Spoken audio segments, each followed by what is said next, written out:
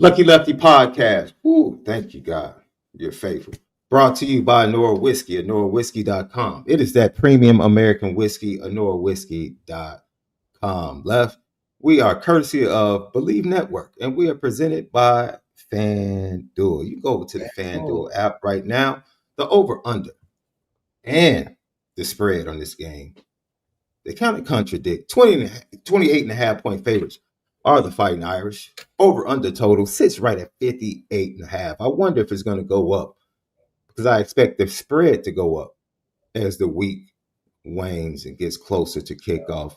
Boston College Eagles, 3:30 p.m. Eastern Time.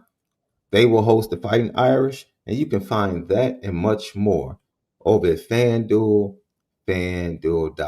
You can simply download the FanDuel app, and after this big win on Saturday, if you choose to partake of some Nora whiskey, make sure you drink responsibly. Let's get it, Left.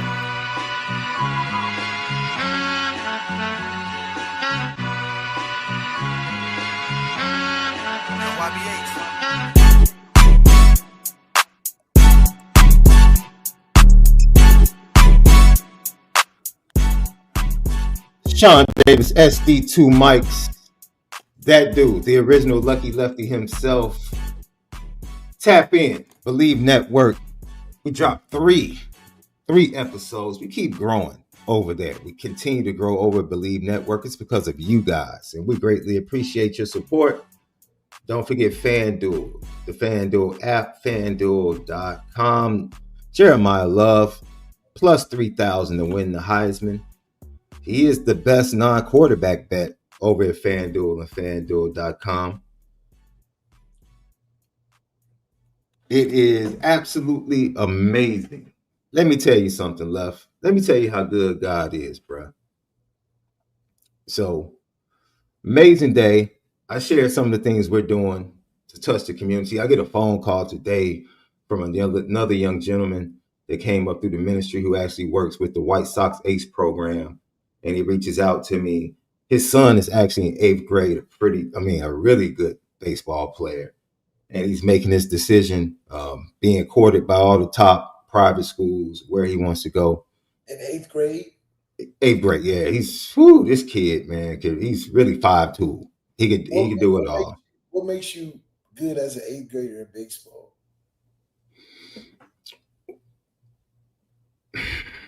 That's tough, Left, because I'll be honest.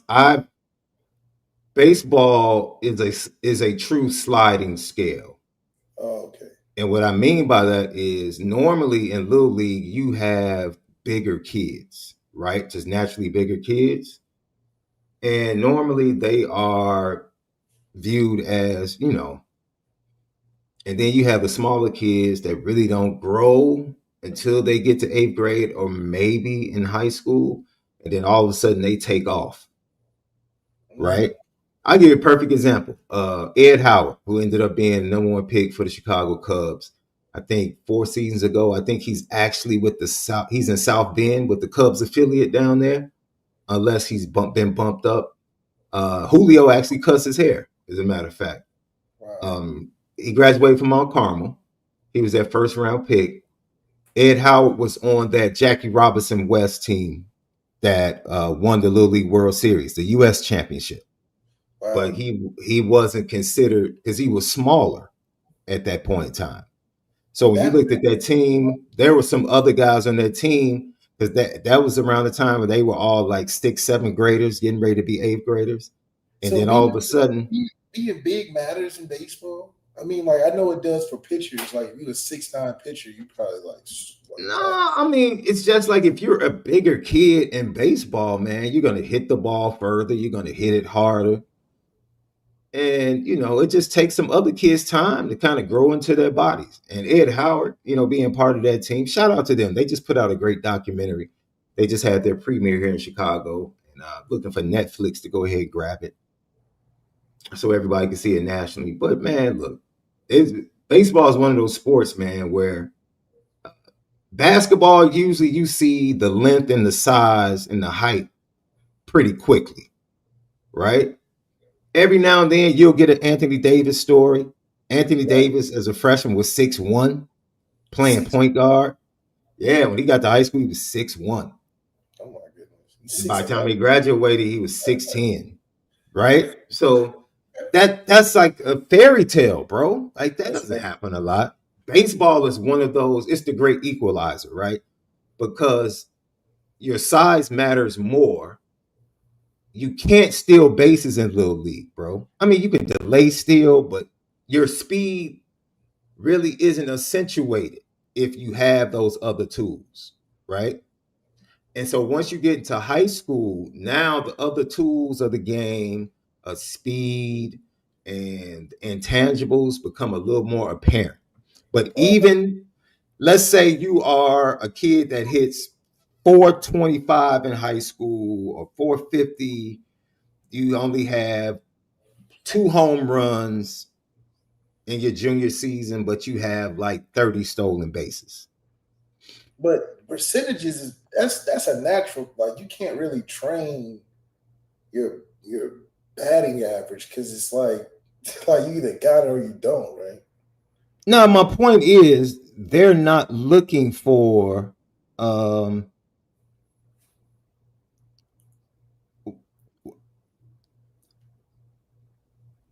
how do I say this? You don't they still to this day when they scout high school players look at power as far as the big time colleges. Right. They want to see power. And now they can grab analytics and sabermetrics from high school kids. Like what is, you know, what's your hit rate? You know, what speed is the ball leaving your bat? How hard are you hitting the ball? All of that, right? That's like So like, super analytic. yeah, so like scrappy kids that can just run, play defense, really do everything and might not have as much power, they always get overlooked. Oh, okay. But the more you matriculate upwards in baseball, those That things become more important. right. Those things become more important, and now there are more eyes on you. So it's one of those things where Because baseball definitely you got your skinny guys and then you got your real brawly, solid dude. Like Mookie Betts is perfect like I'm probably bigger Mookie Betts, Mookie Betts, Mookie Betts got overlooked. Mookie Betts really didn't pop until he got to the Dodgers. Mookie Betts was winning MVPs in Boston and world than championships, that's and what I'm he saying. He was still winning before he got the and he Dodgers. wasn't a household name. He didn't become a household name until he did it in LA. Wow. And so, the smaller guys always get overlooked, especially in baseball, right? And look, I told you before the show, I've never seen anything like Shohei Ohtani in my life, bro. Barry Bonds. No, bro. Barry From a Bonds hitting didn't pitch. perspective, Barry Bonds didn't pitch. he So didn't pitch. stop. He didn't pitch. No. Barry Hitting, Bonds didn't. He didn't throw 98, bro. The dude, no. literally, tonight, this dude is the starting pitcher in the World Series and is leading off for the Los Angeles Dodgers. And is leading off too. Wow. It's crazy. Hey, people, I'm not sitting here to debate calling him the greatest thing. I'm just saying I've never seen anything like him on a Major League Baseball field. Both sides can run, steal bases, has a bullet of an arm from the outfield. Kick, dude, defense, pitch, power, hits for average. Just never seen anything like the it. man doing it all. Like he's He's never seen. worth the half a billion dollars he got. Yeah. So Wow. it's funny. Yeah, it was funny because people in life would try to. That's why I credit a lot of young men. Like I said, I was talking to my guy from White Sox Ace program, and just tapping in with me, and just it feels good to be able to service people, bro. He hit me. He was like, "Man, I need your direction, son." Da da da. And I was like, "Okay, cool." And then we started talking about. He was like, "Man, what space do you have in your facility? We might have the White Sox Ace program is looking for something on the South Side." I mean, when you live right, you treat people right. I truly believe, and you love people. I truly believe certain things fall in your lap by divine favor. And so I hope everybody out there in this season, if you have an opportunity to really bless other people and to be a blessing, man, just be a blessing. Because it's a pretty good bet that it's about to get tough out here for Yeah. some people. It's about to get tough. That's just the way it is. And may your heart be good enough and big enough to actually want to bless people without expecting something back. That's what it's about. That's what giving's about, though. Yeah. And it's funny because, some people might think, that's why I give thanks, because, life gives you tests and trials in the midst of great things. I just told you, man, today was a great day, fabulous day. And then it was like a test will come to test you, to make sure that you're truly locked in. Yeah, you locked in, yeah. With God. And then the way you handle that test, it's like, man, you see things and you can like laugh it off. Like, that's funny. That's funny. That's why I text you, Left, and was like, yo, man, you good to go? Like, yeah, let's rock out. I'm like, good. That's going to give me more time to get to the city so I can meditate in my office and teach Bible class tonight. Oh, nice. That's my motivation. Nothing else. That's right. I had to chuckle with that. Nothing else. But yeah, Lucky Lefty podcast. So, Left, we're going to talk more or less today. More or less. Then we're going to hear a conversation that Chris Canty and Jeff Saturday had this morning on First Take. Very interesting. I think it's going to play into the more or less. And so, if you have a GTB question, get it in the chat. If you have a super chat, get it in the chat. We definitely want to get to it. We're going to hear from Marcus Freeman. More comments from his press conference talking about the run game, offensive line, CJ Carr.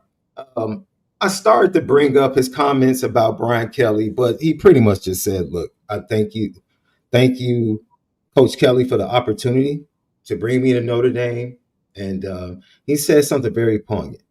He said, if you don't value what you have, you will eventually lose it. And I thought that was real. I thought that was real. And I think that's heartfelt and something to everybody, whether it's, your health, time, family, right? Yeah, if you just don't properly value the things that you do have, no matter how small or big they might be, you might look up and they might not longer exist, or deteriorate right before your eyes. So I thought that was man, I'm telling you, Marcus Freeman is becoming a master of these press conferences, bro. That's right. He has truly developed as a head coach right before our very eyes. He has truly developed as an orator right before our very eyes. I think he becomes an even better ambassador for the program, in my opinion. And I think that, I don't know if, Left, you asked the question, I Bleav it was last week, you asked a question to myself and Howard Griffith. And you said 15 million for 10 years. Right now, Left, I don't know if that's enough. Yeah, not years. It probably have to be bigger than that. To pull him away from Notre Dame, I don't know if 15 million is enough. 15 for 5? I just don't, where he is, because I think it's bigger than the money for him right now. Yeah. Where he is mentally, spiritually, and how driven he is to finish what he started, I just don't really think he immediately turned down Florida and Penn State. Immediately and quietly. He's probably going to do the same thing to LSU. he's just at a point where it's just like, nah, for what? I'm not doing that. I get it. Oh, just a friend. We appreciate you, man. Just a friend said, just got my hoodie. It is spun different. Thanks, guys. I couldn't be any happier, and we Man, that's appreciate you real. for supporting. Appreciate you, You go man. over to luckyleftypod.com to get that spin Get it that. different. Get it. That merch is absolutely amazing. We appreciate you, just a friend. Um, but yeah, left. It is I don't think there's a price for him right now. I just don't. I don't. And then you know how you embarrass yourself? You know how you embarrass yourself when you do too much? Yeah, it Dude, is. Yeah, you can do yeah. same I situation. think yeah, I think schools and programs would literally have to kind of embarrass themselves right now to like make enough or to give enough. They would have to give up too much in order But to then, pull him away from Notre Dame right now. That's just my opinion. That's just my honest opinion.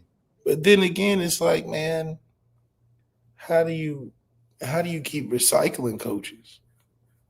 I mean, the same coaches coming up for the same jobs, and I think it would be interesting to see a couple of these schools take a shot in the dark. Not a shot in Hmm. the dark through nepotism, like get a Schottenheimer's second cousin and name Schottenheimer, or you know, Mm. recycling these guys that may not have been the guy but is related to the guy. Maybe it'd be some like I really like the Kenny Dillingham opportunity if that existed. If you were to take a jump just to be in that elite coaching sphere with a fresh face. I think what he's doing is great at Arizona State, but they're not gonna cross Everybody's different, fresh. right? Yeah. Like if you wanted to run your everything you do, left, um, you have certain CEOs that they see every check, they're in every meeting, they micromanage. You have other leaders that empower people and their leadership and management to do things. It's just different styles of leadership. And as a head coach, you have guys that they just want to coach, man. They just Yeah. want to coach. They're really not big recruiters like that. They But just those want to guys coach. go to the NFL, like Matt LaFleur, Tommy Rees. Yeah.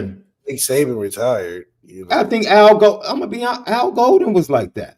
Al Go, absolutely. He wasn't a He, recruiting guy. he No. wasn't a big recruiting guy, but dude, he just wants to coach. You know He what? just wants to coach, and that's fine. It's That's rare you absolutely find a guy fine. like Mike Mickens that wants to coach, but it's like just as bad as he wants to recruit. I think Yes. that's what kicked it off. Marcus Freeman and him both enjoying the coach, but Mm-hmm. really enjoying to recruit the same. And to be in that, you can add an Al Golden that can just focus on ball, a Denbrock that can focus on ball. I think Denbrock's a good recruiter if you get him to school.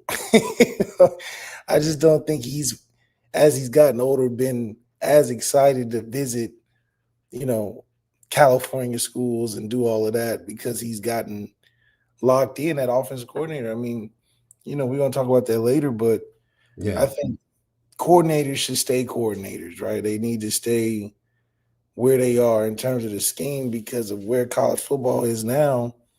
A good coordinator like a Todd Monken, I don't envision him being much of a recruiting guy. I think he recruits the guys that, once they get to school, like Julian, I'm pretty sure he probably had I'm pretty sure he had a good relationship with him, but I don't think he's out there recruiting guys. But, you know, and I think conversely, it can be bad. You got a guy like Tommy Rees Yeah. who I think wants to just call plays and be a play caller, but was in control of the operation of offense too, where as much as he like to call plays, he's trying to make all the decisions on offense. And I just think that's overwhelming for a coordinator Like I think some guys are better coordinators than head coaches. Like we talked about Lincoln Riley. I think when Lincoln Riley became a head coach, that's when all the speculation about him not being that good came out. When him and Cliff Kingsbury were OCs, they were like the hottest thing smoking in the football world. Once both of them crossed over in the head coach, and then that's where all the criticism really started. Bill O'Brien the same way. Bill O'Brien was a genius until he went to head coaching, and then that's when all the negative stuff started happening. Negative criticism. Hugh Jackson was one. Great coordinator. Became a head coach and couldn't win. Well, you in Cleveland, so that's not going to help you too much. And then you got guys that are bad head coaches and coordinators like Matt Eberflus. Like, what is the Cowboys giving up 50 points a game? I've never seen nothing like that. So I don't know. That's what's so amazing. You get a school like LSU that can take 3 different styles of head coaches and produce national championships. You get a Les Miles, who's totally different from Nick Saban, who's totally different from Ed Orgeron, and they all win. They all win. They're all 3 great recruiters. Absolutely. That's, Nick Saban was probably the coach recruiter, which is like what you want. I think all of his tree is pretty much great coaching and recruiters. Kirby, Lane Kiffin, Nick Saban, they're both. Marcus Freeman is both. Brian Kelly is one-sided, and it just don't work. You can't just be, as an SEC coach, you head coach got to be a great recruiter and a great coach. Does he get credit? Would you say Clark Lee and Mike Elko are off his tree? I was thinking about that today. Like, man. I think they're off the Notre Dame tree. I think guys that go through the Notre Dame experience, because it's such a resume booster, is considered the tree. Because so Urban would be off the Notre Dame tree. That's where that's his, it's like the cradle of coaches being Youngstown, Ohio. That's a fact. I will give you credit for that when it comes to Ohio. That's a fact. So I don't think that. Brian Kelly, like I said, his resume, I think, is Teflon. At the same time, you look at it and say, okay, Elston is the same position. His list of guys he's put in the league is incredible. But we saw Elston as a D coordinator and didn't love it. You gotta have both. I think to succeed at the highest level. How do presidents, ADs, and the powers that be hire people that they haven't gone and dug into their background to see if they are steadfast in recruiting? Left, it's crazy how loose these schools can be in their hiring practices. Like, they didn't research Brian Kelly's recruiting history. Well, he looked at the guys they put in the league. But you have to, if you're a top program, I would think you would want to say the guy running our program has to be able to recruit. I would think that would be one of the things that you would want. That would be number one. Outside of, okay, show me the ability that you can actually coach, develop, in-game, and then recruit. So when you get guys that have a long history of not really wanting to recruit, not really wanting to put their best foot forward as far as putting together a staff, that you could have just called Jack Swarbrick and just said, I need you to tell me the truth. Yeah. And that should have been, or could have been, because they still were very much still able to make their own decision. But, as we move forward, I think Notre Dame, you can call it luck, you can call it divine favor, appointment, timing, time and season, however you want to describe it. Um, what we have watched and what we will continue to watch in the development of Marcus Freeman as a head coach is for that to be, to use a baseball term, for that to be Jack Swarbrick's walk-off shot, Yeah, yeah. for Jack Swarbrick's walk-off shot to be, I'm letting Brian Kelly going and I'm hiring Marcus Freeman and this facility. That's his walk-off shot as an AD. And Yeah, TV deal on the plane. yeah, Yeah, yeah. It doesn't get any better than that. he Yeah, really did leave on a high note for sure. yeah, yeah.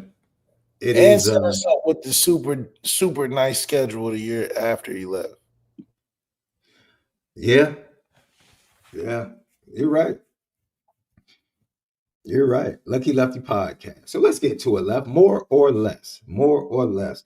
Let's start with the things that you want to see more of from this Fighting Irish team starting on Saturday against Boston College. What do you want to see more of? I would like us to base our offense like how you base a steak. When you put butter on it and you it's Okay. one thing to cook it on one side for 2 minutes and then you flip it over. That's when you put the butter in there. That's when you put your rosemary on top. And you gotta base. It's basing, you have to stay with it, have to add on. It's not, the steak doesn't change in what it is, but it changes in flavor. But in order for it to do that without it burning, you got to keep basing it. So for our offense, keep basing it. Yes, we have the run game. It's flushed out in many different ways, but Mm-hmm. keep finding ways to get Aeneas on the field with the Jeremiah Love, with Jadarian, maybe some two back looks. Keep basing what we're doing good. Keep adding to CJ's repertoire. Okay, he's an outside the hash kind of guy. Can we cook in a little bit more of the inside game? We got away from the RPO. They taken away the one-on-one shots. What about working that in middle of the field? So keep basing the offense to get that steak just right. Because when we set it to the side for 10 minutes, Mm. because a lot of people want to dig right in. You can't dig right in. You gotta let it contract. It's still cooking a little bit. Yeah, Yeah, yeah, yeah, come back yeah. again. Because when you cooking it and it's hot, it's still all out there. But you Mm-hmm. gotta wait till it contracts. That's where you gotta wait 10 minutes. Then you add your little finishing salt, and the finishing salt is us finishing on the mistakes. Short yardage. I gotta see it look better. I gotta see an identity. I gotta see the finish to the game. We can't be leaving 14 to 21 points on the field every game. Memorable moments where we're like, oh, we easily left 14 points when you go out on Mm-hmm. third and short on your own goal line. Like it's not what you like. That's not what you want. So I would like for us to keep basing offense. Defensively, I want to see more of a rotating force. Get some younger guys in there. We talked about Jadon Blair. I would love to see him get in and shine next to Tay Yeah. Johnson. That'll be crazy. Throw in some Luke Mm-hmm. Talent when it's not garbage time, when he can show up the same way he shows up when the game's almost over. I want to see some of that develop because we know Adon is on his way out. We know that Strowman No, is they have one more year. Adon has one more year. right, but I mean, them young guys. I mean, they complement him well, and I would like to see that develop with just the fact that we have to be able to put up points early to get Yeah, that rotation going. So I want to yeah. see us finish a game earlier. So we may see a little bit more Kenny. I mean, I'm sure Kenny's just not twiddling his thumbs when we're doing this to when we're doing this to opposing teams, at some point they're gonna be like, all right, you gotta get in there because we putting 50 on the board.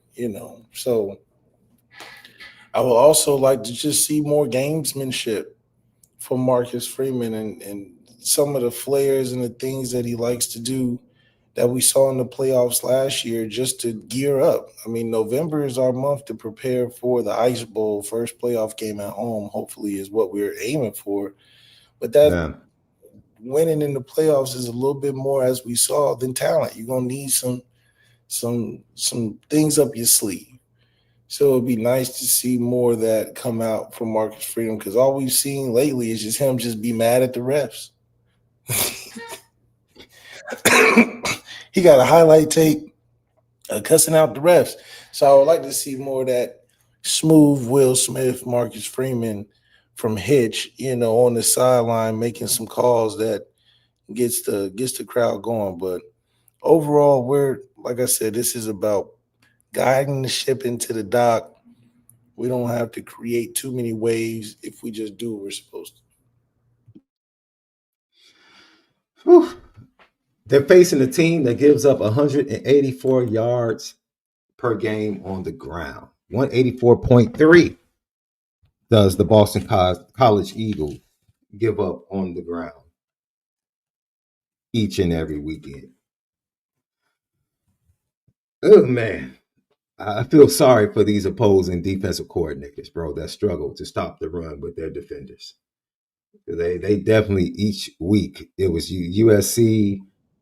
North Carolina State actually was one of the best teams at shutting down the run. Arkansas struggled to shut down the run coming to the matchup. It's You tough, guys, but you I guys agree with you, Left. I put agree a, with you. Go ahead. it's one thing to put a scheme, but then you got to remember these guys are breaking tackles too. So that's what makes it Yeah, frustrating. You call a yeah, great play defensively and be there, and he breaks 3, 4 tackles, and now he's 10 yards on a play that should have been TFL. yeah. What was that stat against USC? They averaged 2.9 yards before contact and 5 yards after contact. Yeah, like that's frustrating. Yeah, Got nothing to do with coaching. That's like, yeah. Gino Williams says, "Hey fellas, I haven't even thought about this. When can we bring back the petty junction?" All right. Cam fighting that mascot, definitely petty. You think so? Man, I I don't could. know. I didn't see it. Did he take a swing or did he purposely knock off Cam's hat? Is that what happened? I think he was like just responding to Cam doing Cam. He was just tapping on the shoulder, trying to play the mascot like, hey, what you doing? Da, da, da. In mime type of pantomime type of thing. And Cam just, I don't know, Cam just turned up on him real quick. It was kind of, Cam got mad when his hat fell off. That's really what oh happened. man, it was. That's really what happened. So I That's think the really what happened. mascot was actually saying something Okay. through the mask. He might have been saying something through the mask and got Cam turned around like that. He turned around like, what you say? And Cam, the mascot might have been from Philly and said Jalen Hurts is better than you or something. Oh Who man, you knows? already know. Or he might have been a Broncos fan and was like, "You still trash from that Super Bowl." Yeah, and You it's never petty. know. Cam puts himself out there, but it's fine. Man, you can say that again. Lucky Lefty podcast. So that is the more. What do you want to see less of? What would you like to see less of when it comes to the Fighting Irish? I would like to see less stagnation in the red zone. Like we'll move great from the 20 to the 20. We get in the Mm-hmm. red zone, we just kind of seem like we're scrambling. Like we don't really have a game plan if it's not just handed off up the middle. So I would like to see less of that stagnation and just conversely more of taking advantage of using the end zone space. It's either we're throwing a front pylon to the corner of the end zone, or we're throwing it in front of the goal line. And we should use some of that back line more, I think, to stretch the defense in those areas to where if we do one of those cute direct snap CJ at receiver, at least the defense will have a potential of, they may go over our heads. Defense don't play us like we're going over their heads on the one. So, and then defensively, I think I would love to see just less. I don't know. They've been playing pretty good. So, if anything, continue to play great with young guys and develop that 1B, that 1A, 1B defense going into the playoffs, because that's what lasts longer. If you can hit guys in waves in the playoffs, teams are tired and it's week 15, 16, be in a good spot. I think you're on mute. Maybe I'm wrong, but I'm going to throw this out there because it seems like this is what the offense seems like to me. Have you ever played NCAA or Madden?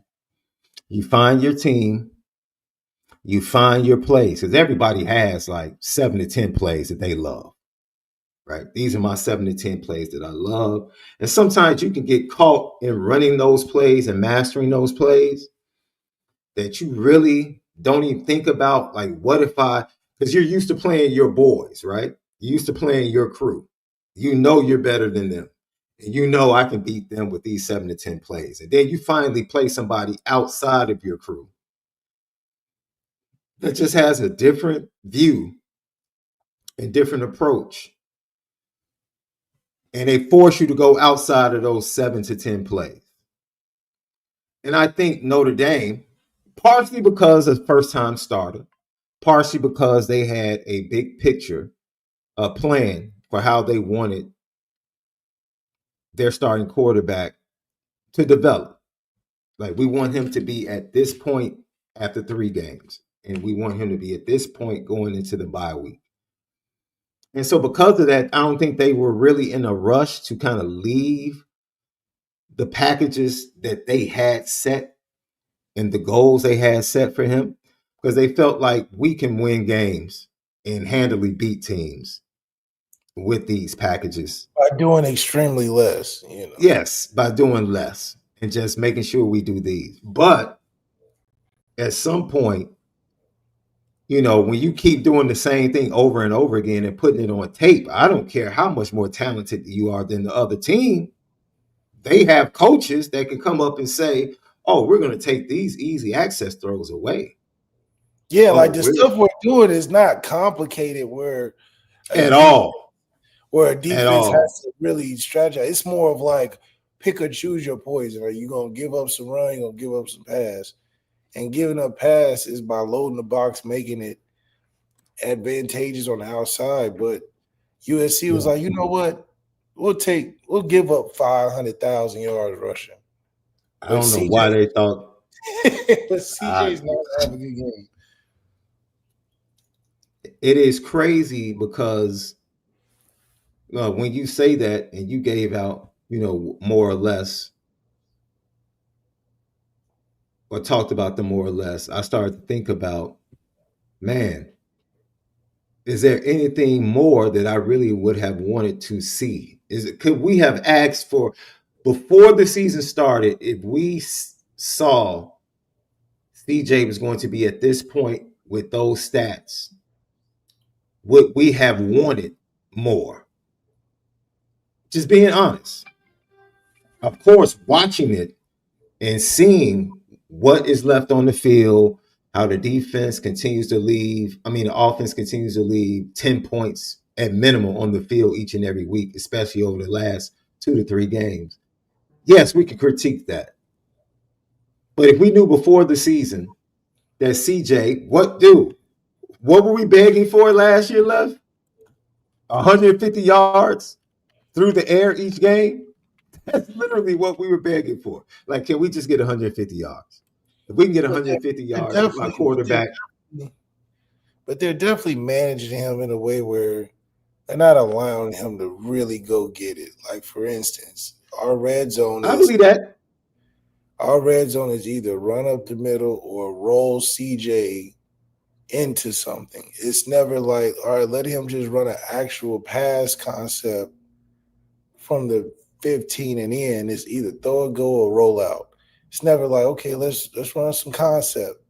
And I think that's a, a handcuffing system that they've done to be like, we don't want to get so close and have him throw a pick when our best options anybody's ever going to say if that happens is, why didn't you just run it? Why didn't you just make it easy for him because he's young and roll out with it?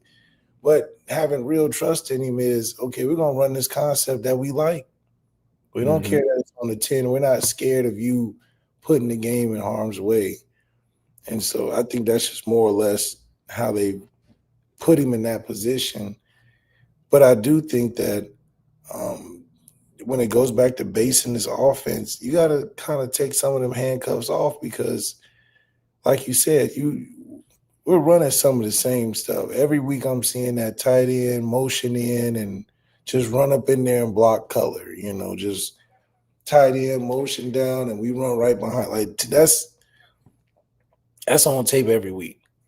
So it would be nice to see a switch up, maybe a package with Kenny where he's running the football. Maybe some of the old Riley stuff you can layer in there for situational stuff. Because I think a lot of this is we got to find challenges within the game ourselves to keep us going. Because these next couple of games can get out of hand fast and we can get bored, right? We can start doing silly stuff or creating bad habits. So I think Denbrock should challenge himself of finding better ways of doing the same thing in our offense, using more guys in these games where we might be up 30 points in the third, fourth quarter. Okay, well, let me work on this package just in case we see something down the road. That's the advancing and forward thinking of offense you like to see. But some of these guys get so, like you said, happy in these same 7 to 10 plays Mm-hmm. that you don't really get growth from it. Because they're successful, especially when you're getting chunk yardage, right? You talk about the stats, the passing yards. I mean, look, CJ Carr, as I said before, if you told me before the season that going into the second bye week, he was going to have 1,758 yards, 14 touchdowns, completing 65.8% of his passes,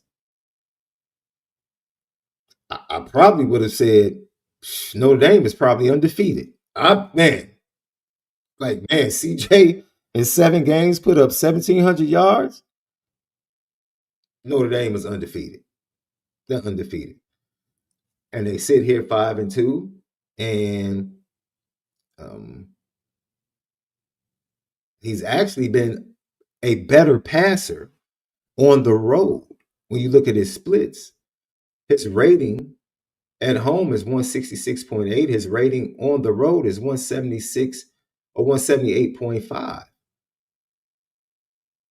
His touchdown interception ratio at home, 14-4. On the road, he has a 6-1 touchdown interception ratio. Now, his average yard per completion is consistent. It is 9.6 at home, 9.6 on the road. His completion percentage is higher on the road at 68.3% in comparison to 65.8 at home. So he's a better quarterback by the numbers on the road. If you had told me that before the season as a first time starter, I'd been like, why? Really? So that's The where he numbers lagged. are That's misleading. That's why I think CJ's moment, CJ's time is going to be created through these moments in these big games. I think the Miami game was a big moment for many reasons. One is his first game, and two, because of the type of game and handling in that environment. That's letting you know first game if he's a dude or not. mm-hmm. I think, in my opinion, if he went out there and won that game by hell or high water, however he got it done, that's deserving of, oh, this is a dude. We got a dude. Losing that game, I just, it's still yet to be seen. Like, it's just something that you remember. It's a moment in his career you remember. I don't care how many games he plays at Notre Dame. People are going to talk about and remember his first game because of who he played and how big it was. So basically, even though Ian Book is the all-time winningest quarterback, the overtime win and the overtime throw to Miles Boykin, like that Clemson game, is the moment. Like he has a moment. yes, those are things that when you come back, the crowd cheers your name for Yeah, the moments. yeah. They're I not feel talking you, man. about saying, "Oh, you won 40 games for us." No, it's oh, you did that moment. You beat Clemson and we stormed the field that moment. And CJ, because he's good at following directions and doing his job from just a plain point of view, he's going to have to win some of these games because when is he ever going to be challenged in the next couple of games where he's got to go out in a 2 minute? He's got to go out and being down double digits in the fourth, or he's got, when you're not going to see that too much until the playoffs. So, Well, he did come back from down 10 in the fourth against Miami. He did that. They didn't win the game, but he tied the game up. I mean, that's you It, lost the game. it wasn't his fault that he never took the field again. Oh well, he did take the field, but then that's when his offensive tackles decided to It was his move. fault of the picks, though. Oh, I agree. We talked about that. Yeah. He has culpability But in but that but for point down. instance, first time I watched Trevor Lawrence, I'm not even gonna lie, it was so funny. I remember when they did That the was whole on the road against Texas A&M, Texas right? A&M. Look. We just remember Yeah, the moment yeah. right there, and I we remember it. remember. Yeah, And it's so funny because we remember the same sequence. Kelly Bryant, they was winning. Kelly just scored, and for whatever reason, out of nowhere, he just put him in. And what he do in 2 plays? Throw a bomb touchdown. I said, "Oh, he's a dude." Everybody that watched that without even anybody speaking words said, "Oh, Trevor's going to keep playing. It's over for Kelly." I mean, what? That was the first game. Jameis Winston's first game. Oh, keep it Notre Dame.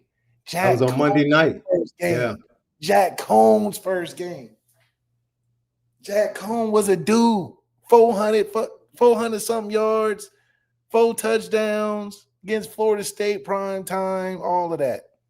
Jack Cohn was a dude. Now, maybe not on the level of a superstar, but I knew he was going to be good for us, and he was. Threw for about 460 first game, 500 last game. Like, that's moments. Jack Cohn still arguably might be better than Ian from just he broke his finger, came back in, threw a game-winning touchdown. Like, what are we talking about? I don't even know what Jack Cohn's record was, but I remember that them moments right there. yeah. You remember the Virginia Tech comeback, the 2-point conversion. Bad dude. That's a bad Yeah, dude. he had moments, and CJ has yet to stack his moments. Like, I what believe moment? he will. Tyler Horka's trying to force moments. Don't be showing me film and saying this is a moment. That's not a moment. You gotta show me the all 22 and break down how good of a throw it was. That's not a moment. That Trevor Lawrence bomb second play he got in for no reason, and they just wanted to see what he was. Yeah, he's a guy. Deshaun Watson, 6 touchdowns, his first game versus North Carolina. That was a guy. Saban knew he had guys. Everybody knew Tua was better than Jalen Hurts. And what Saban do in the championship game? Come on now. That's how you knew Tua was a dude until he got hurt and all that. But I think those are the moments that CJ needs, and he has yet to have those. So playing all these good games, I just think is like Dak Prescott. He's really good, and you can't not have him. But what moments do they have? I just remember Dak for going up there talking about his mental health and how, all of that stuff, and that's cool. But that's the thing that kills me about Justin Fields. I just wish he would have saved the speech for like the end of the season after they done made the playoff run or won a couple. He said it right after the game they won. My only thing is, what happens next week? Are you going to cry in the closet and call God? God gave you one, but you got 8 games left. What if you get blown out the rest of the games? Are you going to keep crying and coming up with this emotional stuff? I don't think it's fair. I have to disagree with you, bro. I What? think regardless of the outcome, as long as he's consistent with keeping God first, I have absolutely no problem with that. I agree, but how can he? Is he gonna? If they get blown out this week? That's based upon him. I can't determine that. I just think it's hard to do. I think it's hard to put yourself in that position. It's Only because no. You just need to just become stronger, bro. It's not. It takes work like anything else. It can be done, I agree, regardless it can of be done. the outcome. It can be done. I'm not about to sit here and tell you it's easy. But I would never tell you it's easy to have when that. that's spoken in sports, is usually synonymous with winning. Like Tim Tebow, he literally went up there, cried, talk about God and this and that. He ain't gonna lose again, and he literally didn't lose again. I think that's a strong message right there. He really said, "I'm not gonna lose again. God first," and did the knee thing, and he didn't lose after that. So it's just like, oh, that's a cold brother, right? That's a cold dude. Now, if Justin Fields go out there and get blown out next week, I think it does something to the message for me. Because I'm like, why would you put that on God if y'all lose next week? Because I mean, like that would be putting it on God. No. Let me tell you. Let me give you a little secret. Sometimes God can speak to you, but that doesn't mean you tell it to everybody else. Because everything he speaks to you is not for everybody else. Maybe he did hear that to encourage him to keep going. He didn't have to release it to the media. Yeah, that's what I'm saying. He didn't have to release it to the media. And I can't determine what happened because I wasn't there. But I'm just saying everything that is given to us as inspiration is not necessarily for the masses. But sometimes we make a mistake and allow it to be released to the masses. But I feel you. I need CJ Carr will have the opportunity starting in the playoffs, in my opinion, because I think they're going to run the table. I think he's going to get his opportunity in the playoff game. I would love to see him on the road against Indiana. I would love to see him on the road against SEC team in the second round or whatever. He got to get a good game. He got to get a good game. Yeah, here's the opportunity. Go make it happen. Here, you need a fourth quarter drive to seal it, or you need a fourth quarter drive to win it. Yeah, I don't think we'll have one of those in the regular season. It's just, we don't know. Well, we said the same thing about Riley Leonard.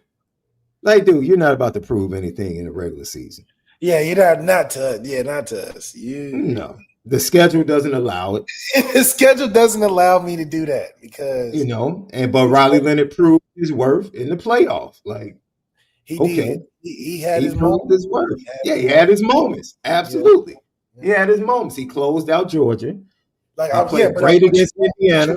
Talk about the numbers with Riley because those moments are more important. That's a great point. It wasn't about the numbers with Riley. You're absolutely right. 90 yards versus Georgia, and we're both talking about how he closed it out and was You know what I mean? Because that's what matters. That's what what I'm saying. That's what matters. I still believe that, man. What is it? What issue do you have with Tyler Horka putting up clips, dog? What is going on? Why you keep mentioning this man like he did something to you?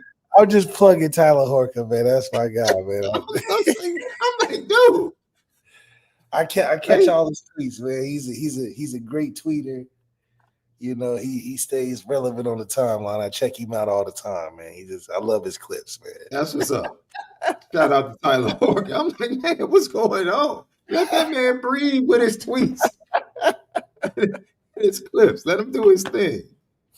Lucky Lefty podcast. So on the tail of that, before we hear from Marcus Freeman, Interesting conversation on First Take, and I this is something I want to see more of and less of, Left. And so Jeff Saturday and Chris Canty, who started the conversation, they were talking about how important it is, or they were pointing out that Jaden Daniels is injured, Joe Burrow is injured.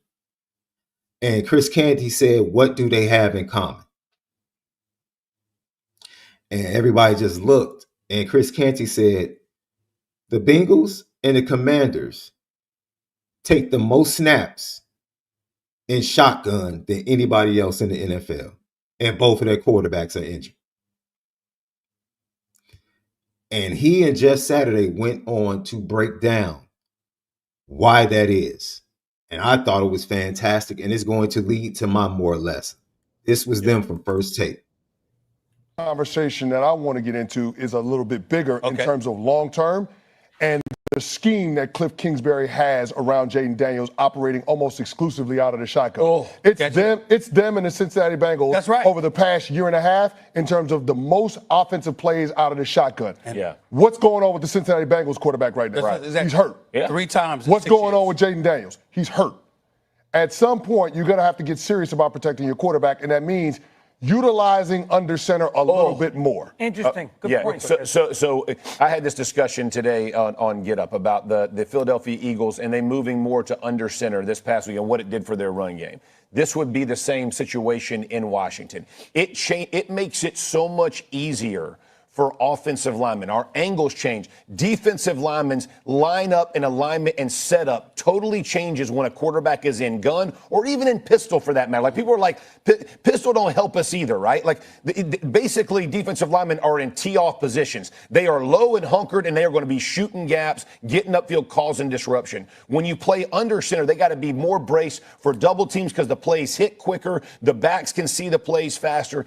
Coaches fall in love with schemes, right? But at the baseline of our game, it is violent and it's physical. And if you allow offensive linemen to be physical with defensive linemen, it helps the quarterback. It helps them in the run game and it helps them in play action, the passing game, because the levels of the field open up behind them. So, CC, great point. We need to see it. Not only more teams need to employ this because it is such a difference maker for young quarterbacks and takes the pressure off of them. Defenses see everything. They're really smart, and they can figure you out. Hey, bro, when I heard that, and they were speaking from an NFL standpoint, I said, I would love to see more of CJ Carr under center. It just give them something else to look at. I do. Yeah. They did a great job of breaking it down from the trenches. The angles, I'm like, yo, that makes sense. Like, if I see you in a shotgun or a pistol, I'm just trying to get to the backfield. I'm not worried about it. I can hunker down. I can just take off in the gap and make it more difficult for the offensive lineman and change the angle. I can't do that if he's under center. I don't know if you're going left. I don't know if you're going right. I mean, if you're off to the right, more than likely you're running to the left. Yeah. But you're off right. It's just the way they broke it down and how being under center actually protects your young quarterbacks. It gives them advantages. It gives your offensive line a chance to be more physical. I was like, I would love to see more of that. I would love to see CJ Carr under center and not constantly in shotgun, which actually, based upon what they said, puts your running backs at somewhat of a disadvantage. How many times have we seen Jeremiah Love get the ball and somebody's in his face 3 yards into the backfield? Yeah, too often. Too often. And he's still great and still putting up numbers. But we've seen it way too often. Way too often. Texas A&M had, 7 tackles for losses? 11. Dude, it's too much. That's because the variety of where the quarterback takes the snap from is the same spot just about every game, every snap. I would love to see more of CJ Carr under center. That's just me. And I said that before. I said that a couple of weeks ago. Like, where's the Julian saying is under center? Yeah. I see him under center. Ty Yeah. Simpson is under center as a Yeah. first-time starter. Like, It's definitely baby the quarterback position and try to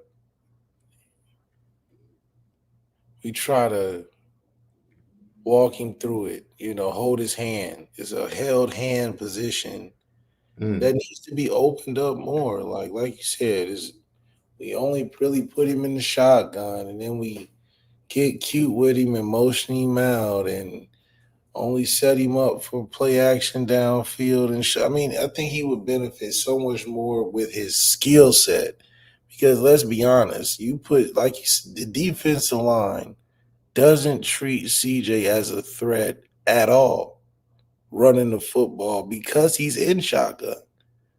They're like, if he's 5 yards behind the line of scrimmage, he's no threat to me because I can catch him. But if he's under center, moving left to right, booting left to right, now he's a threat because he can run for 3 or 4 if he doesn't like it. If I fall asleep or commit too hard to the run, chasing it one way, and he gets outside my contain, now he's a threat. He's not a threat standing 5 yards back there, and I get to force him to pick or choose if I'm going or leaving. Like, that's CJ being reactive. He's not athletic for that. Even in some of the passing game, I think play action all under center for him would give him a better chance of going deep and finding those check downs short where it takes out the idea of running. I think when you're in the shotgun and you have all that space behind you and all that space between you and the line of scrimmage and the defense is coming at you, it just is like playground. It's like, oh, I got nothing keeping me, nothing keeping me from going backwards. And as a non-athlete, that's pretty damn scary. Because you like, if I get sacked, it's over with. It's 2nd and 25 potentially. You know what I mean? Whereas when you're under center, you're in so much more. That's where CJ, in my opinion, can shine because we love to say he's the smartest thing since sliced bread. He can go up there and get the pointing out things and switching things it looks cooler. It's a little odd when he's in shotgun because he's yelling and then they doing the little. So I think he's more in command under center. And plus, when you're doing play action and just even taking a drop from the center, you're dropping to get depth. As in shotgun, it's unlimited. You know what I mean? Somebody breaks the line fast, and shotgun, you potentially you out of whack, and now you in free space. If you're under center, and like those guys were talking about the trenches, and you just take a straight drop back, you have to think, I have to get away from the line of scrimmage. I'm not thinking unlimited space behind me. I'm thinking I got to push away to see. I got to get away to see. And then if somebody breaks, that's when you see more of a step up in the pocket because I need to be able to stay in the cylinder. You're not in the cylinder when you're already out of the cylinder taking a shotgun. It's just kind of like an eerie feeling. Like when you're in the shotgun and ain't nothing behind you, it's kind of weird. But if you under center, you got 2 dudes behind you, somebody motioning, and it's just like a ceiling you put yourself on because of timing. Now timing matters. Now I can't BS and take too quick of a drop because I won't be able to see anything. And I don't want to be too quick to now I can't, now I'm running around off timing. Now CJ can really get a drop back, really get his protection right. Guys aren't just thinking he's going to kill us. They're thinking, man, we got to get to him. And I think that's where his success will come, is like him stepping up in the pocket and making good cylinder plays. But if we're asking him to roll out of the pocket on just a shotgun athlete, get out of the container, the defense with your athleticism type of plays, we seen what happened. He'll run out of bounds. He'll do a bunch of running backwards and it look really slow. And if he was under center, man, I'd be calling him Brady Quinn. Oh my God, way he could just work the pocket. This man is magic. I think that's his game. His running right through the center's butt for about 3-4 yards and sliding. That's CJ running the football. Not him getting outside the DN, pump faking the corner, running down the safety. And come on. Come on. His grandpa probably calls him and is like, when they got you doing this? He said, that's not the football you grew up around, CJ. I like to think we good athletes, but that's, we need that under center play action, baby. If we get to that, I think we really would see that true mythical story of CJ really come to fruition. Like, we'll really be like, that's our quarterback. Right now, I feel like he's handcuffed. Because his escape route and Denbrock's identity of his offense is, he'll take care of it. He'll just do something athletic and make the play. Well, I think CJ would be better if more options were in front of him where he can buy time and throw the football. Because that's what he's good at. He ain't going to take off running. He'll be sitting back there, pat, till somebody run. And he'll take some shots downfield, guys, second reaction and stuff. So that's what I would. But then again, it goes to, is that ever Denbrock's fit? Denbrock, has he ever been a non-read option guy? I don't know.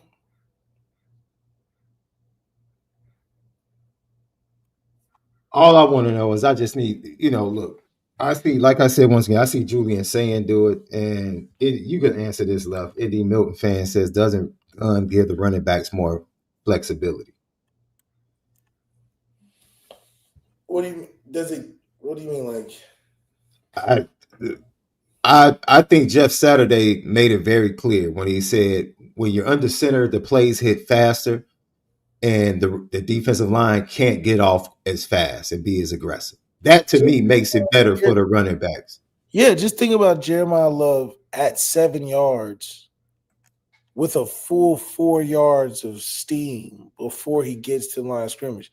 He gets no fast momentum taking a handoff from shotgun. Think about an outside zone from under center. Now he's got to get on his horse to get outside the tight end or the tackle, as opposed to him standing still and then going from standing still to running full speed. It's different. It's different. There's no flow to it. It's just like, be an athlete. Whereas under center, it's a flow, and the guy's running, moving. Now he can cut, do all that. Darian Price, he's hitting them holes hard. Just imagine a counter under center with him. We just downhill.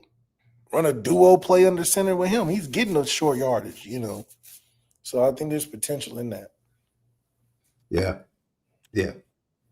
Couldn't have said it any better myself. Lucky Lefty podcast. You can go to FanDuel.com, download the FanDuel app. And all that's 28.5 point favorites against Boston College, 3:30 p.m. Eastern kickoff time at Alumni Stadium, Chestnut Hill. And then the over-under total, 58.5. 58.5. Heisman favorites. 8th is Jeremiah Love at plus 3,000. Download the FanDuel app or go over to FanDuel.com. All right, more from Marcus Freeman. He was asked about what his quarterback, or what the conversations with his young quarterback during the bye week were. And this is what he had to say about the staff and their conversations with CJ Carr during the bye week.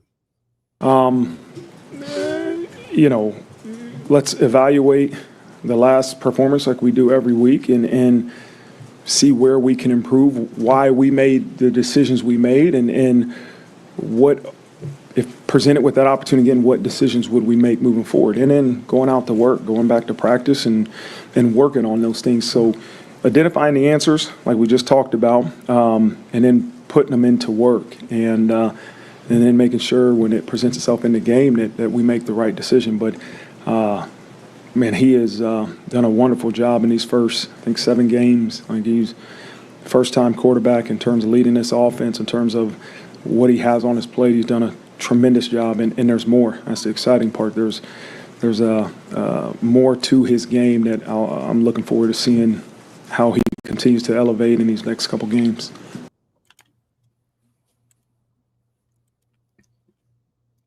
Seems like they talk to him more about process, mistakes, what led you to make that mistake, and being able to avoid that and get to, process. This is something as a Bears fan, of being in Chicago, I constantly hear about Caleb Williams, even with Ben Johnson, struggling to process.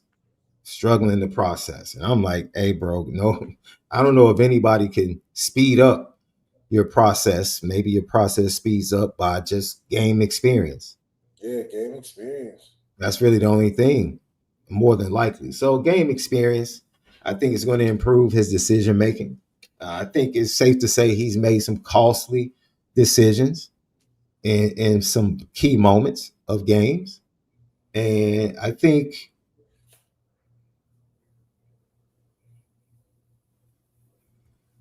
he knows he's not that type of guy that's going to take off, turn the corner on a defensive end or linebacker and light teams up with his legs.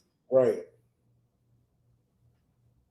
But he has the mentality to just hold on to the ball and constantly look for that play downfield. And sometimes it gets him in trouble. Right? And that's how you end up with that interception against USC. It's like just not being able to, let me get this out of bounds, take the field goal. Man, wasn't a good play, wasn't a good call. Chalk it up. Don't try to create something out of nothing and make something worse than what it was or what it already is. And, I think that if he can learn that, for me, coming out of this bye week, if CJ Carr can simply learn that, man, I don't have to force this. I don't have to force that pass in this situation. I think he's going to take major strides. That's something that needs to be solved before the playoffs, because that one turnover can be the difference in a game. Yeah. That one mistake can change the tide of a game. It was for Drew Allen. Yeah.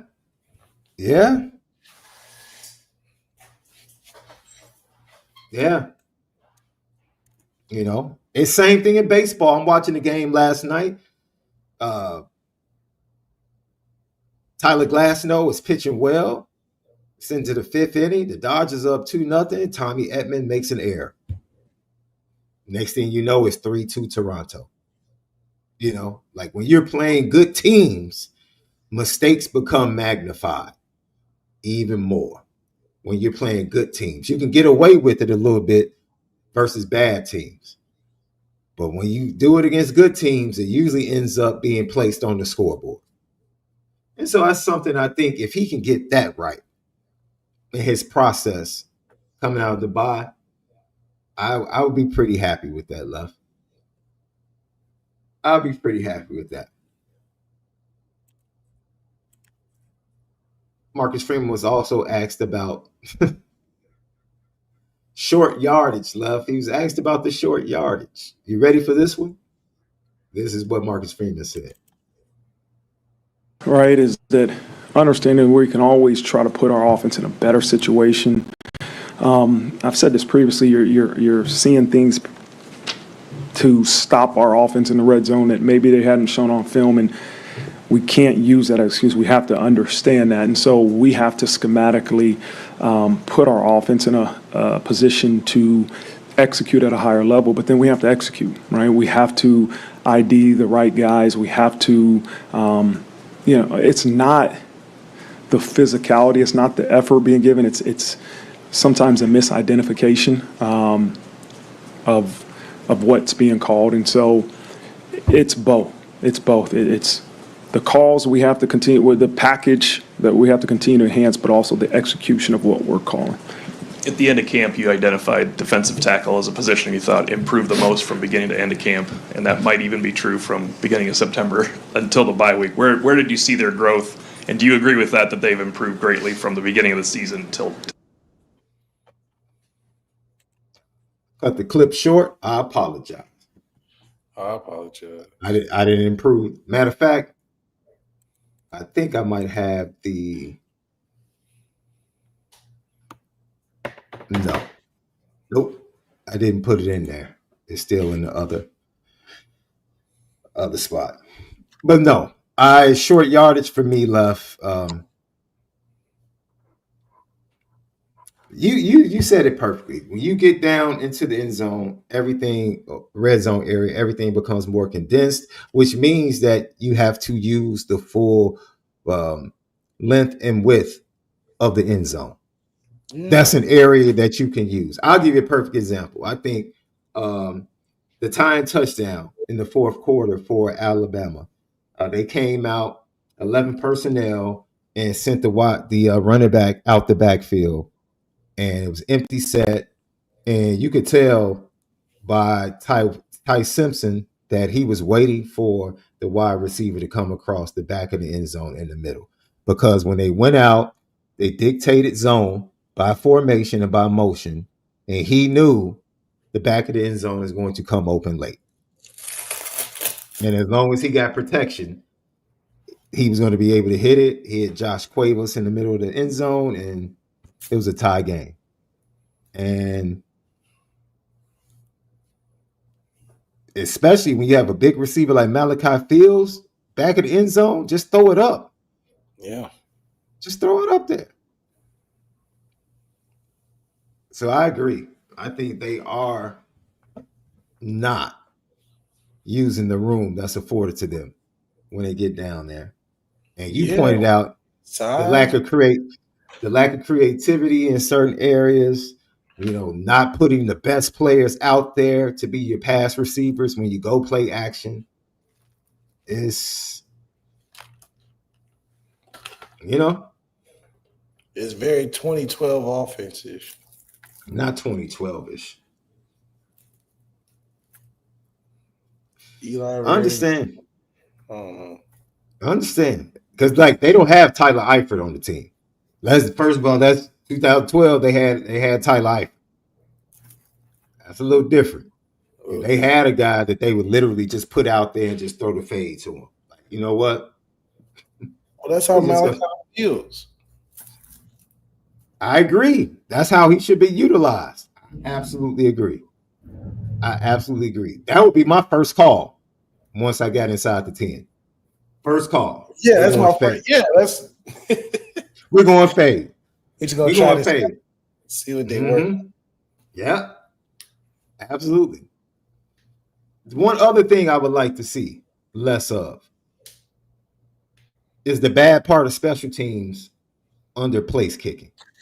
Yeah. Whether it's the holder or the kicker. I need all of that corrected. The holding been worse than the kicking almost. Man, and Marcus Freeman talked about the place kicking. This is what he had to say, Lev. One, it started with injuries, but then injuries make you compensate maybe technique. And both of the field goal, the extra point and the field goal that we missed were both they were technique issues that, again, were a result of injury. I think Noah's feeling much better as we go into this week, but he's got to continuously use his technique and trust his technique and not let the previous injury really dictate the technique he uses. And so that's the thing, we got to continue to trust our technique, but we also got to make sure that if we're going to put you out there, you got to be healthy and you got to be confident in utilizing that technique.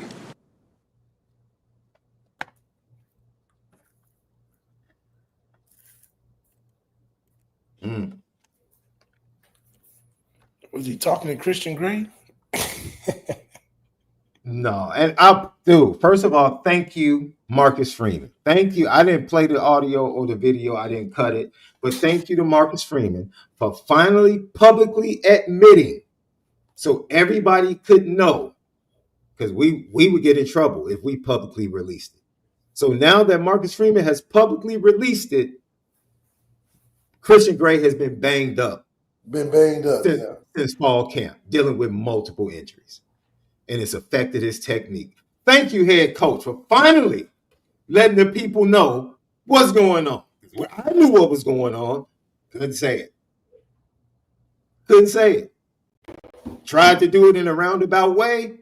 Couldn't say it. Like it was obvious to me what was going on. And people were just banging on him. I got to a point right before the Arkansas game. I was just like, man, just sit out a couple weeks, get yourself right. That's just where I was with it. Sit out, get yourself right. Because I appreciate you fighting through, being there for your team. And but thank you to Coach Freeman for finally going ahead and letting all of us know what's really going on with the young man. Now, the kicking situation left. Oh man, bro. Can we just go find a kicker, bro? Can we go find a kicker? Just one. Just one. I would like to nominate a kicker right here that I saw live and in person when I went to watch Darian Prescott, the 28 5-star kid, ranked 13th in the nation, who's visited Notre Dame for 2 game days. I went to see his game last Friday. And fabulous kid, loves Notre Dame. It was weird because their school, Bolingbrook, they march on the field pregame to the Notre Dame fight song. And I was like, yo, this is crazy. And then during the game, when they get to third down, they literally play the Notre Dame third down song. And I was like, wait a minute. This kid goes to this school surrounded by all of this Notre Dame? Yes, he has to go to Notre Dame. I just felt the vibes. But the kicker for Yorkville, that was the team they were playing. His name is Jonathan Segara. Jonathan Segara. He is a junior. He's a junior at Yorkville. Ladies and gentlemen, his foot is a dude. It was a cold 45 degrees Midwest night. The type of night where you breathe and you can see your breath in front of you. That's hard. And he was kicking the ball out of the end zone on kickoffs. Out of the end zone? I lied. I'm telling you. He was kicking the ball out of the end zone. Oh, my God. Out of it. He only had 1 field goal attempt. It was from like 41 yards, but it came off his foot like it just boomed off his foot. And I was like, yo, who is this kicker? I'm literally like, yo, who is this kicker though? Jonathan Segara from Yorkville High School. Don't know how accurate he is. Because like I said, he only kicked a 41-yarder for them. But man, his foot, crazy talented. You know what I'm saying? Maybe we can find somebody close to home because this transfer portal has been hit or miss when it comes to place kicking. It's been hit or miss because dude, it seems like every place kicker we get gets hurt. Every transfer place kicker gets hurt when he comes to Notre Dame or when they come to Notre Dame. It's like a crazy trick back. I don't know what's going on. Have absolutely no clue why that is. Lucky Lefty podcast. So once again, just to give you a sneak peek, because we're going to dive on tomorrow's show, dive headfirst into the actual matchups. Points per game, Notre Dame is averaging 39.1. That's 6th in the nation. Sixth in the nation. 6th in the nation. BC is averaging 21.1 points per game. That's 99th in the nation. Yards per game, Notre Dame 464.8. That's 14th in the nation. And BC is at 344.7. That's 96th in the nation. Now, this is where the differential takes place. And I'm sure BC is going to be trying to stop big plays for the Fighting Irish and slow the game down, because Notre Dame is 5th in the nation at 7 yards per play. BC is 105th in the nation at 4.9 yards per play. So they are not an explosive offense at all. Notre Dame, 17th in the nation at 5.3 yards per rush, 194 yards per game on the ground. That's 25th. BC, 102.9 yards per game on the ground offensively. That's 119th in the nation. And then as far as stopping the run, not much better.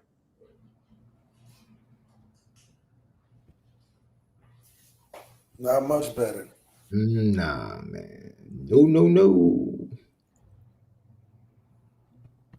184.3 yards per game. Good grief. That's what BC gives up on the ground. Notre Dame rushes for 194. They give up 184. Yeah, it's not looking good, man. I'm not a betting man, but that 28.5 probably wouldn't even scare me from the way these numbers are looking. They absolutely. I can tell you one thing, though. They are number one in the nation, Boston College is, in field goal conversion. They have yet to miss a field goal.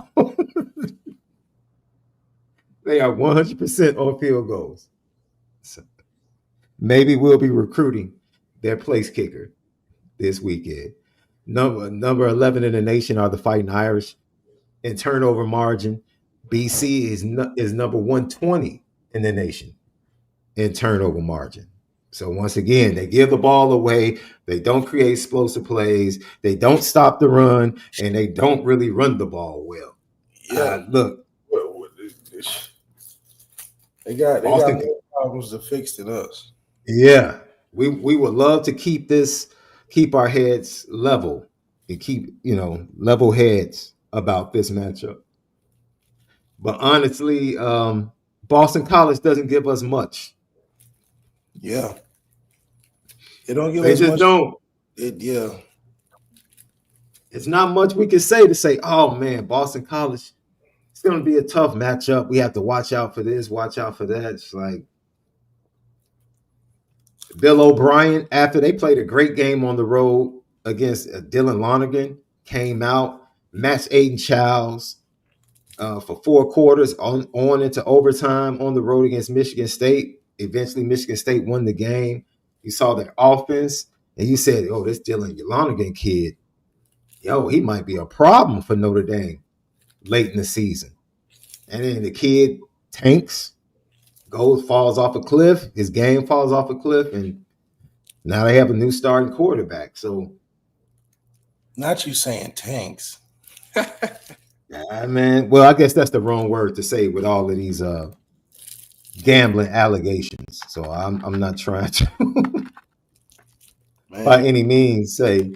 Does it make you more speculative on things now? What? On games being potentially fixed by. What are you talking about? The mobsters, Vegas, government officials, politicians, they're all in bed together, bro. No, I'm not. No. This doesn't raise an eyebrow. It doesn't make me no. Like everybody in the world knew Scott Foster was a dirty ref. What are we talking about? we have watched him for years call playoff games. Anybody with any sense knew Scott Foster was dirty. Anybody that had good common sense knew, that dude right there. Yep. But does that ruin sports, or is it just kind of like you just deal with it, For people that are purists, it can. I can appreciate just athleticism and what it takes to do things on an athletic field.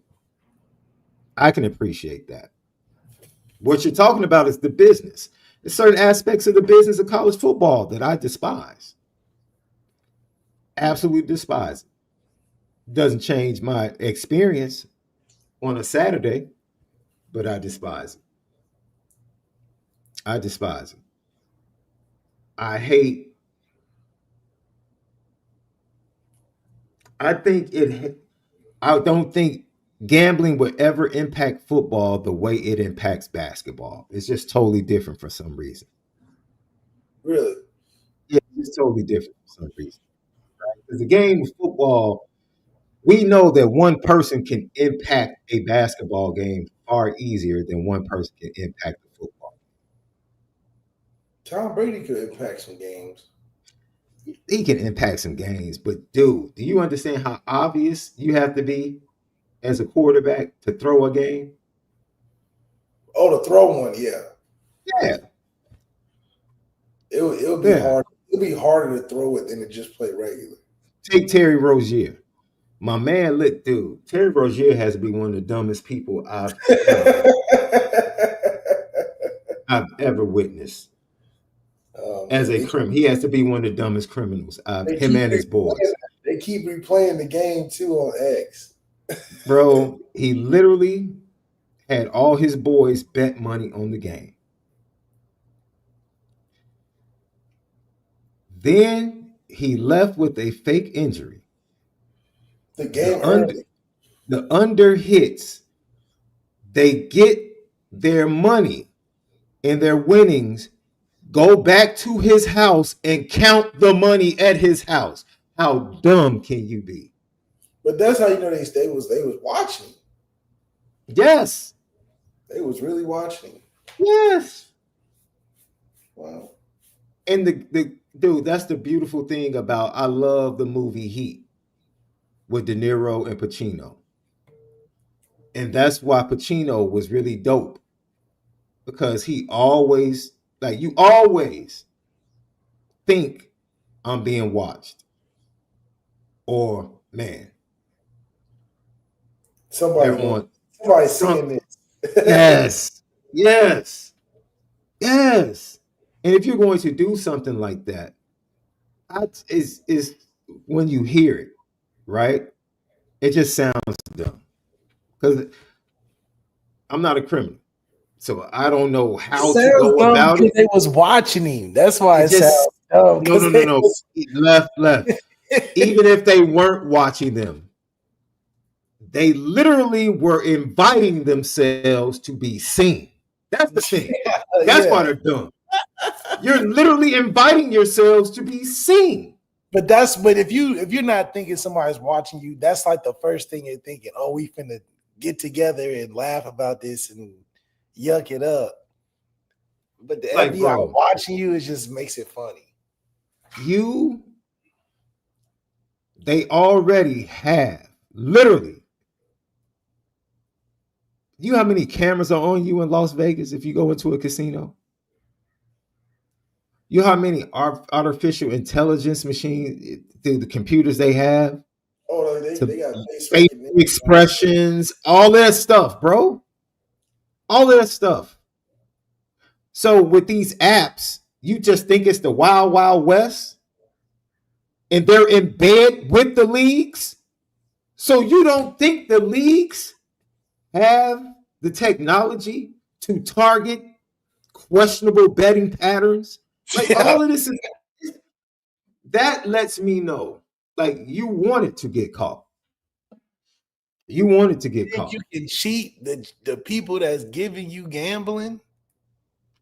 You don't think? Hey, bro, let me tell you, I stood in for my dad one time. I'll say this, and I'll let you have it as we get ready to go. We had to counsel a couple, and my dad was like, yo, I need you to go into the counseling with your mom. And I said, okay. This was like the most disrespectful yet honest thing I've ever heard my mother say to the husband. This couple was dealing with infidelity. And my mother said, son, to this young man, you probably should stop doing it because you're not good at it. Because you keep getting caught. Yeah, you're just not good at it, man. You're not good at it. So why are you continuing to do it? And it was like the most disrespectful because I felt I'm sitting there, I'm squirming next to my mom. I'm like, dude, is she basically calling this dude dumb? I'm like, yo, I cannot believe my mom just said it. But that's And true though. yeah, but it was true. She was like, why do you keep doing this when you continually get caught? So obviously you he must wasn't not getting be. caught, but yeah, it's like And it's like Terry Rozier, bruh. Did you not see Jonte Porter? Did you not see that they had players under investigation? Did you not see how he got caught doing the same thing? they say he was getting intimidated by the mob to do it. Who? Jonte Porter. Okay. That's because he was under with the mob, which means you're not good at betting. You owe them money because you're not good at it. That's the whole simple point, man. You're not good at it. Not good. So therefore, don't do it. You're not it. good at it, so don't do it. It's as simple as that, man. Lucky Lefty Podcast. Great show today. Chat is always lit. Subscribe to YouTube. Hit that thumbs up button. It helps with the views. At Lucky Lefty Pod, TikTok, Time out. Hossy 03. LeBron would never. He's not Michael Jordan.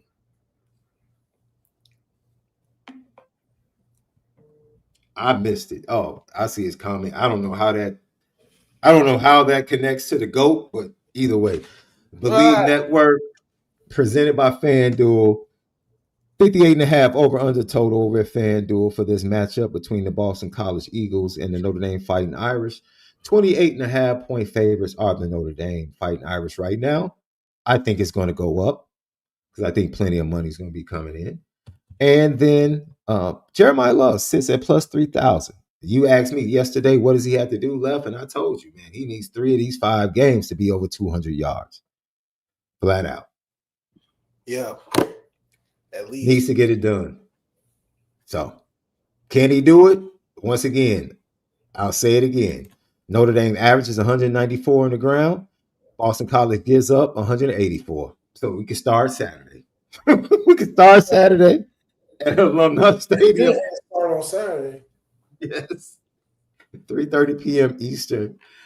Notre Dame takes on the Boston College Eagles, led by Jim O'Brien. All right. So it was a great show today. You heard from myself and Left, and we talked about more or less. What do we want to see more of? What we want to see less of? And then we talked about Marcus Freeman dealing with CJ Carr, what they worked on during the bye week, and then also the place kicking and some of the other some of the other areas of concern that they need to improve upon over the next 5 weeks going into the playoffs. So it's been a great show. We'll do it again with you tomorrow, right here. Another edition of the Lucky Lefty Podcast. For Left, I'm SD2 Mikes. Have a great rest of your Tuesday evening. Continue to love on each other. But most of all, make sure you continue to spin it different. Yeah.